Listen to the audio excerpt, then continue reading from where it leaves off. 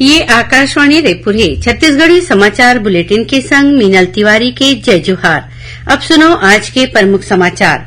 प्रधानमंत्री नरेंद्र मोदी ह आज 71,000 ले ज्यादा नवा कर्मचारी मन ला वीडियो कॉन्फ्रेंसिंग ले नियुक्ति पत्र सौंपिन। उन्हें रायपुर में राखे गए रोजगार मेला में केंद्रीय जनजाति कार्य राज्य मंत्री ह 214 अभ्यर्थी मन ला दिन नियुक्ति पत्र। भाजपा के प्रदेश कार्य समिति के बैठका आज रायपुर में राखेगिस। एमा तय करेगिस कि मोदी सरकार के 9 बछर पूरा होय मा महासंपर्क अभियान चलाए जाही। और छत्तीसगढ़ में पहली घाव राष्ट्रीय रामायण महोत्सव रायगढ़ के रामलीला मैदान में 1 ले 3 जून तक होही। अब समाचार विस्तार ले। प्रधानमंत्री नरेंद्र मोदी ह आज 71,000 ले ज्यादा नवा कर्मचारी मन ला वीडियो कॉन्फ्रेंसिंग ले नियुक्ति पत्र सौंपिन। ये नियुक्ति पत्र देश भर में 45 जगह में लगे रोजगार मेला में देगिस। ये मौका में प्रधानमंत्री ह कहिन कि रोजगार मेला युवा मन के सशक्तिकरण और राष्ट्रीय विकास में उखर भागीदारी ला मजबूत करे के सरकार के प्रयास है। उमन कहिन कि ऐसन किस्म के रोजगार मेला युवा मन बर सरकार के प्रतिबद्धता दिखाथे। प्रधानमंत्री ह कहिन कि सरकार ह पाछू 9 बछर में नियुक्ति के काम ला ज्यादा साबगोई बनाए हैं। श्री मोदी ह बताइन कि अभी खाली पद बर अर्जी करे और नतीजा मिले के काम ऑनलाइन हुए हैं। उमन यहू कहिन कि पाछू 9 बछर में देश में रोजगार के मौका बढ़ाए बर ज्यादा ध्यान देगे है। संगे संग ग्रामीण विकास सरकार के हरेक योजना और नीति युवा मन बर रोजगार पैदा करे के काम करत है। ये मौका में केंद्रीय कार्मिक लोक शिकायत और पेंशन कार्य मंत्री डॉक्टर जितेंद्र सिंह कहिन कि ये नियुक्ति केंद्र सरकार के आने मंत्रालय और विभाग में देगे है। इति रायपुर में ये रोजगार मेला भारतीय डाक विभाग कोतिले WRS कॉलोनी के कम्युनिटी हॉल में राखेगी। ये कार्यक्रम में केंद्रीय जनजाति कार्य राज्य मंत्री रेणुका सिंह सरूता माई पहुना के रूप में संग्रीन। कार्यक्रम में केंद्र सरकार के कतकोन विभाग में चुने गए 214 अभ्यर्थी मन ला संबंधित विभाग के बड़का अधिकारी मन कोतिले नियुक्ति पत्र सौंपेगी। कार्यक्रम में बोलत केंद्रीय राज्य मंत्री ह कहिन कि प्रधानमंत्री के नवाचार ह सरकारी नौकरी में नियुक्ति ला घलो उत्सव में बदल दे है। कार्यक्रम में रायपुर लोकसभा सांसद सुनील सोनी, विधायक बृजमोहन अग्रवाल और छत्तीसगढ़ डाक परिमंडल के मुख्य पोस्ट मास्टर मौजूद रहीन। भारतीय जनता पार्टी के प्रदेश कार्य समिति के बैठका आज रायपुर में राखेगी। एमा पार्टी के प्रदेश प्रभारी ओम माथुर, सह प्रभारी नितिन नबीन, प्रदेश अध्यक्ष अरुण साव, पार्टी के राष्ट्रीय उपाध्यक्ष डॉक्टर रमन सिंह, केंद्रीय राज्य मंत्री रेणुका सिंह और नेता प्रतिपक्ष नारायण चंदेल समेत कतकोन पदाधिकारी शामिल हुईन। बैठका में तय करेगी कि केंद्र के मोदी सरकार के 9 बछर पूरा होय मा प्रदेश में कतकोन कार्यक्रम होही। ये बेरा में महासंपर्क अभियान चलाए जाही। ये अभियान के दौरान पार्टी के नेता, पदाधिकारी और कार्यकर्ता मन मोदी सरकार डहर ले लोगन के हित बर करे के काम के जानकारी जनता ला दीही। बैठका के बेरा प्रदेश में कथित रूप ले होए करीबन 2,000 करोड़ रुपया के शराब घोटाला ला लेके निंदा प्रस्ताव घलो राखेगी। बैठका में बोलत प्रदेश अध्यक्ष अरुण साव कहिन कि राज्य के जनता कांग्रेस सरकार ले त्रस्त हो गए है। इन्हीं बीच कांग्रेस के छत्तीसगढ़ प्रभारी कुमारी सैलजा हघलो आज रायपुर में पार्टी के उच्च स्तरीय बैठका लीन। ये बैठका में मुख्यमंत्री भूपेश बघेल, विधानसभा अध्यक्ष डॉक्टर चरणदास महंत, स्वास्थ्य मंत्री TS सिंहदेव, गृह मंत्री ताम्रध्वज साहू और प्रदेश अध्यक्ष मोहन मरकाम शामिल हुईन।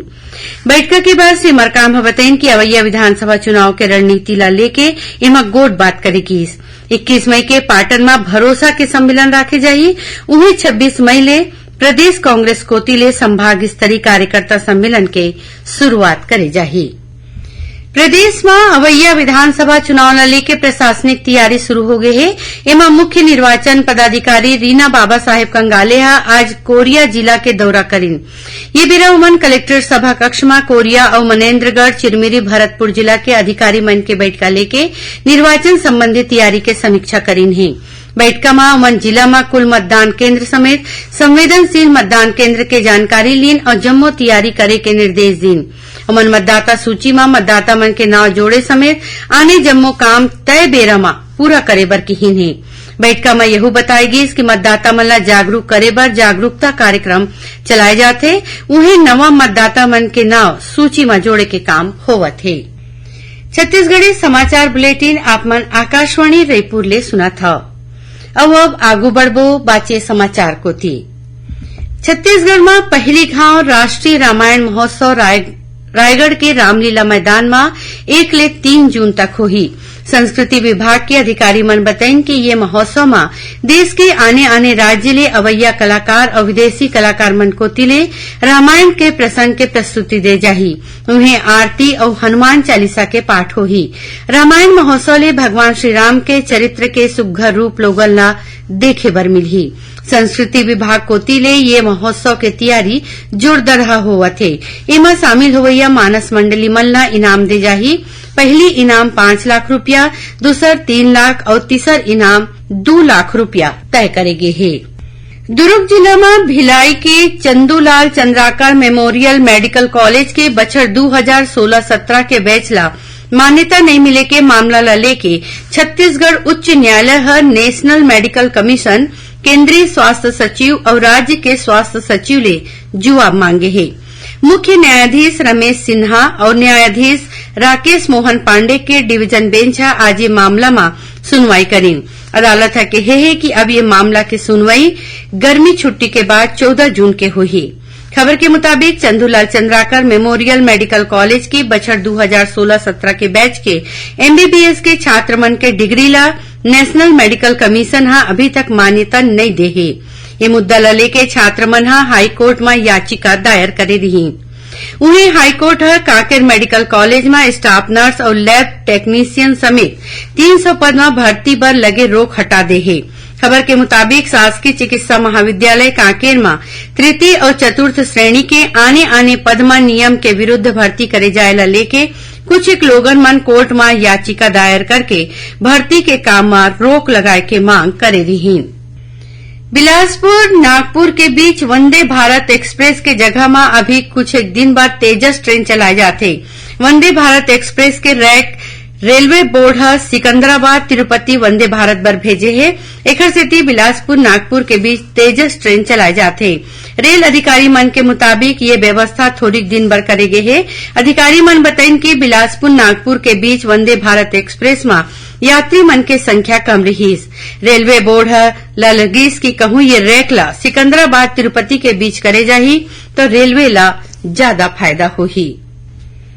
कबीरधाम जिला की पिपरिया पुलिस एक गाड़ी ले करीबन 1.5 कुंटल गांजा बरामद करे है। ये मामला में एक जिन आरोपी ला गिरफ्तार करेगे है।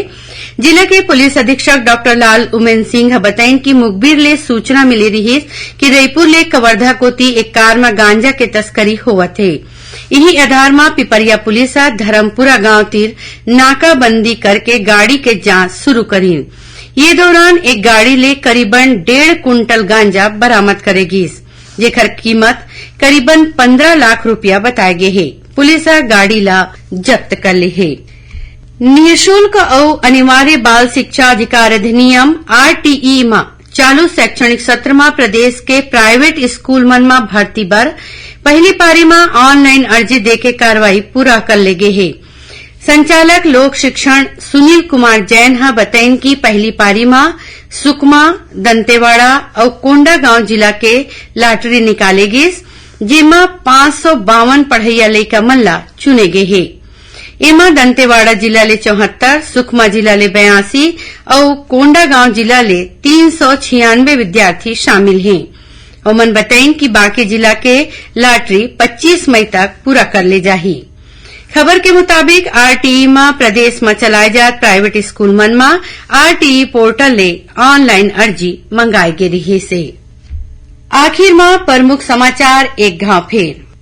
प्रधानमंत्री नरेंद्र मोदी आज 71,000 ले ज्यादा नवा कर्मचारी मन ला वीडियो कॉन्फ्रेंसिंग ले नियुक्ति पत्र सौंपीन।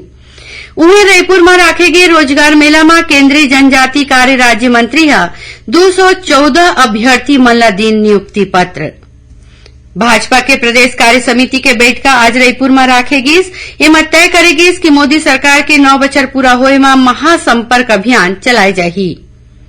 और छत्तीसगढ़ में पहली घाव राष्ट्रीय रामायण महोत्सव रायगढ़ के रामलीला मैदान में 1 ले 3 जून तक होही। एक संग छत्तीसगढ़ी समाचार बुलेटिन यहीं सिरावत है। जय जोहार।